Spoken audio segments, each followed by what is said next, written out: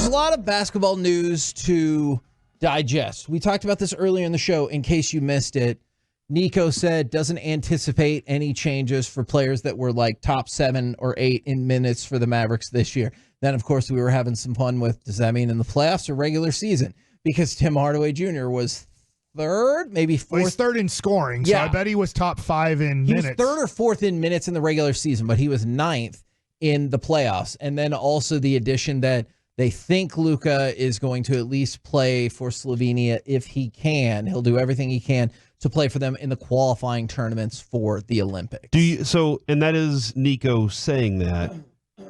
When you hear Luka's confirmation, is that's where I'm like awaiting Luka to say it. Sure, to be like, you know what, I am going, or guys, y'all are right. I feel like he's going to wait till the last minute and be like, hey, I got to see how my body feels, and Slovenia will be like, hey, no problem. You can give us a call 30 minutes before the game, and if you want to play, we'll bring you up. Yeah, and I think that Luka's in that same mindset of if there's a glimmer of hope, I will play as long as I can. Now the thing is, I do wonder when he's on the court if he's like, I got to battle through this just the same way he was for the NBA Finals.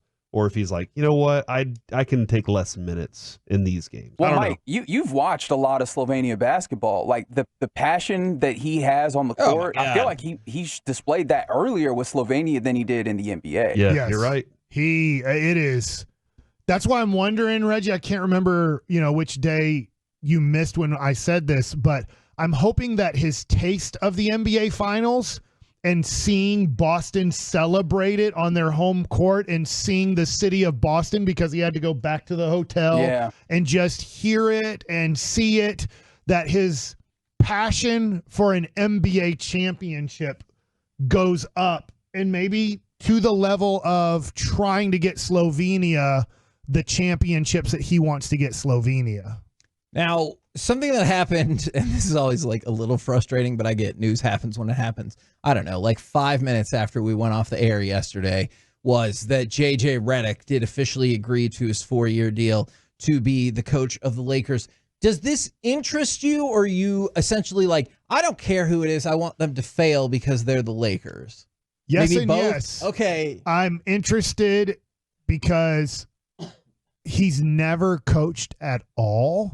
Now, Jason Kidd, same thing in his career. Very shortly after he retired, he became the head coach of Brooklyn, right? Yeah. If I have his Brooklyn. Mm-hmm. And it was horrible.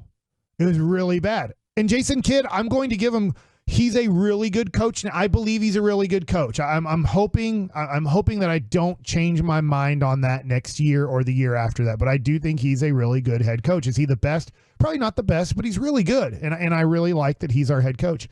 I think JJ Redick is going to fail miserably and be fired in year 2 of coaching. And it doesn't mean that he's a bad coach forever, but I do not think that it's a smart move to not have a person ever be an assistant coach, ever really see that side of it. Yeah. And then go from playing and go, I know the game. I know all the players in the game. I know the strengths and weaknesses. I know where we can attack certain things. I know LeBron James and Anthony Davis and all these things. It's like, it's a totally different job than to be on the bench as a player and to be in the game as a player. And I don't think it's smart by organizations. And here's the other thing. The Lakers are in a win now situation. Yeah. What's the point in hiring a coach that maybe needs a lot of help when you have a 40-year-old star and another guy who is an Anthony Davis at best barely in his prime at this point? Like, as in, it's starting to get close to like he's gonna, obviously injuries, but he could start showing a little bit more regression where he's at in his career. And I just don't see how it's a smart move, and I love it because I think it's a bad move. What I think is a great move was what Oklahoma City pulled off yesterday. We had a conversation, and I feel like I'm not going to backtrack on that, but pretty quickly I was like, oh, I don't love that. They pull off the 1-for-1 Josh Giddey for Alex Caruso trade. And look, Oklahoma City had decided, whether it was just because of the Mavericks or whatever else, you had seen his playoff minutes dissipating, and to get a defensive stud in Alex Caruso, I thought that was a good move for them. What the hell are the Bulls doing? The Thunder have a trillion draft pick. You can get a second rounder. Anything you in get a second rounder in there to make it look like you tried. I couldn't believe it was no picks. They have, Corey, 5 first-round picks next year in the draft. I know. 5. I know. They have one this year, the 12th, and then they have 5 first-rounders the next year, and they didn't get one of them. Because you can even say, we're giving you our lowest first-round pick in 2025, but they didn't get a pick. Yeah, and that being said, if the draft is any good, like that's always a factor. Yeah. Is the draft going to be good? But I mean, they could essentially roll out a B team of first rounders. They're like, hey, we're just going to have team A, team B, guys. Don't worry that their bench is pretty good too. They're pretty good there, so they could do it. I'm looking forward to it. I just feel like they were like this. We also want a first round. We'll do it. Yeah. And I don't even think he would have had to finish the sentence, and they would have been like, great. But instead, it's a straight up trade. Brandon is sad about this trade. I know Josh Giddey will get more run time with the Bulls, but I think he helps replace what they've lost in Lonzo Ball with all those injuries. But the Bulls just don't care about shooting either, it seems like. I know this is a weaker draft. Would you rather have, if you're the Bulls, would you rather have Josh Giddey, or would you rather have, let's just say, the 9th pick in this draft? Because they said they wouldn't trade him for a top 10 pick earlier. Remember, we had that report yesterday? Yeah. So let's just say, I'm not going to give it top 5, but let's just say it's at the end of the top 10. Like, say, the 9th overall pick, or you get Josh Giddey. I think I would take the 9th overall pick. I just don't think Josh Giddey is a good enough shooter. But I understand the idea of, he won't have anybody to worry about, and we'll give him more time to play. I would take the pick. I honestly don't know. I'd probably take the pick just because of the timeline. The problem is, when we start talking about picks, one of the things we have to remember, even especially in that range, there's a lot of dudes who are in for a couple of years and then gone from the league. Oh, yeah. And at the very 100%. least, you have an NBA player with all of, even though there's the problems when you talk about his game and then the other stuff, but he is an NBA player, so I think that there is some value in that, I guess. I'll take the player. I think that is easily the safer choice. Although there is some baggage with the player already, so that's another thing to kind of. That is true. I just wonder about, I don't know if it's Dillingham from Kentucky, Williams from Colorado, Filipowski from Duke. I don't know if there's just a player out there that you were like, I think maybe he can do something. But to Reggie's point and Corey's point, all 3 of those guys in 3 years, you'd be like, yeah, good call. Which is interesting too, because, and I'm not saying that Nico has nailed everything so far, but Derek Lively, he got right.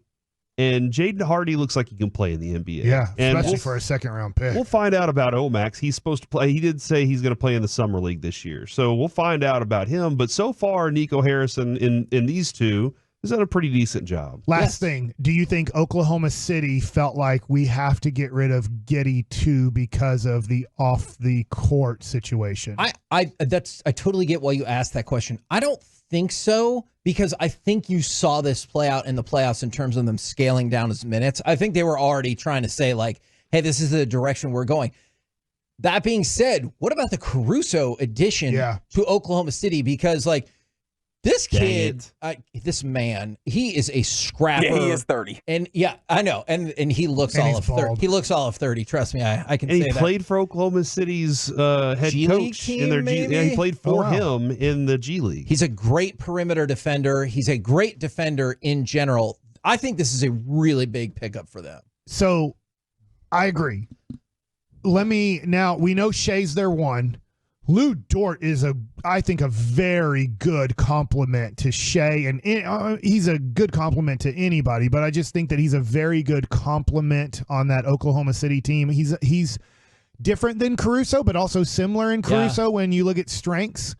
And then you have Cason Wallace, who showed a lot of promise as a 20-year-old rookie, who's also a very good defensive player who doesn't really need the ball. So now you have 3 of those guys. I'm not saying that's bad, but how do you distribute those minutes with 3 guys that are very good defensively, not great offensively, but have some offensive weaponry in their game? Can I tell you what I don't like about what Caruso's been doing? The last 2 years, his offensive game has absolutely been on the upswing, especially from 3. And so I do kind of wonder if he would be more like, if you just look at this last season, you saw him take another big jump up. I wonder if he'll be more usable I mean, I hope not, but Yeah. I wonder if he'll be more usable offensively. Do you think Dort comes off the bench?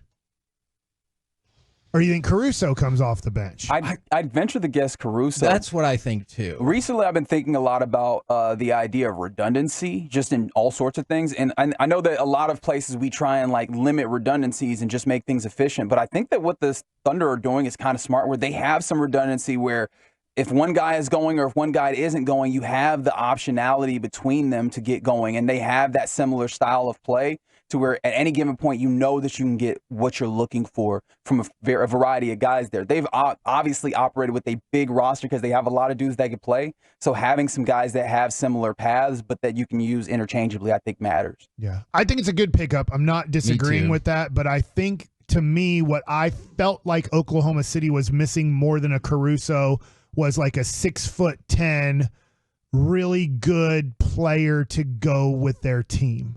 So that's the only thing is, in a perfect world, Caruso would be 6'10", and I would have been like, oh no. Yeah, we're in trouble. Now, a couple more quick notes for you. Malik Monk did in fact sign his 4-year, $78 million deal to return to Sacramento. And then, Reggie, I'm guessing y'all probably talked about this last night. I missed it. I apologize for that. How could you? I'm sorry. I did like the descriptor of the article from The Ringer is essentially the Derek White All-Stars of how you can take somebody that, like, you know, might not be the biggest name in the world, but can complete a contender. And the one, and we've talked about him, that came up for the Mavericks was Jeremy Grant. But then, Mike, I heard you talking about before the show, not positive, but you're thinking maybe the Mavericks don't view him as a fit. Yeah, I've just heard. I don't know this. I need to ask around. First of all, I need to figure out, is he even available? How available is he? Because I don't feel like wasting my time. Yeah. But Jeremy Grant, I feel like I've heard, I just need to confirm that the Mavs have not been, not that they hate him, but maybe they're not the biggest fan of his. And at $30 million a year, that's a tough number. And 30 years old. Yeah. I think they're looking to stay younger and keep a core together. I can see that. The only pitch I would make to them, he would be like the super upgrade swap for Maxi Kleber. I'm not saying that would be the trade. Well, I mean, in terms of the playing time. If they want to dump the salary, you can do it for Hardaway Jr. and Kleber. Like, that does it. That gets you to the salary you need. So you give up a pick too to make that work?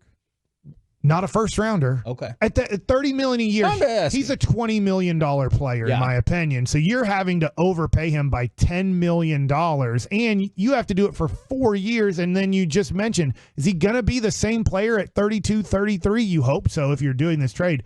But I am taking on a crap salary in a good player, but a crap salary. Yeah.